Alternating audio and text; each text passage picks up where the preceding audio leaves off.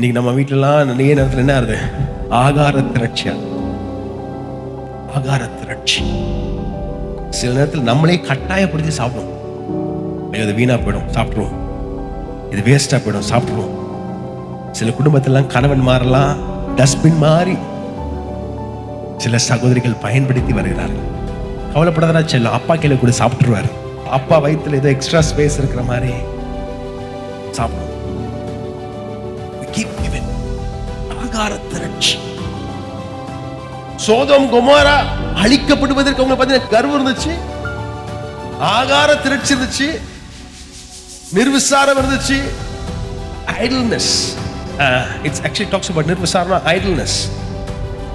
அப்படின்னா கொஞ்சம் செயல்படவே மாட்டான். சில பேருக்கு இன்னைக்கெல்லாம் சில பேர் ஆவிக்குரிய வாழ்க்கையில் அப்படி தான் ஐடியலா உட்காந்து செயல்படுவதே இல்லை, முன்னேறுவதே இல்லை, அப்படியே இருக்கும். முன்னாடி எப்படி இருந்தோமோ அப்படி இருக்கிறது ஒண்ணு, முன்னாடி எப்படி இருந்தோமோ அதை காட்டுல பின்வாங்கி இருக்கிறது ஒண்ணு.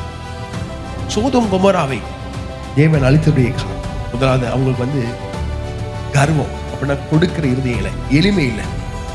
ரெண்டாவது இந்த கர்வம் எதை குறிக்குதுன்னா பிரேயர்லெஸ்னஸ் குறிக்கும். ஜெபம் இல்லாத, ஜெபயின்மை. எங்க கர்வம் இருக்குன்னா ஜெபயின்மை எங்க இருக்கோ அங்கதான் கர்வம் இருக்கும். அடுத்தது பார்க்கும் பொழுது ஆகார திரட்சி. ஆகார திரட்சி என்று சொல்லும் பொழுது உபவாசம் இல்லாத இடம், உபவாசம் இல்லாத வீடு சோதோம் கொமோரா. ஆண்டவருக்கு பிரியமில்லாத ஒரு வீடாய் மாறின.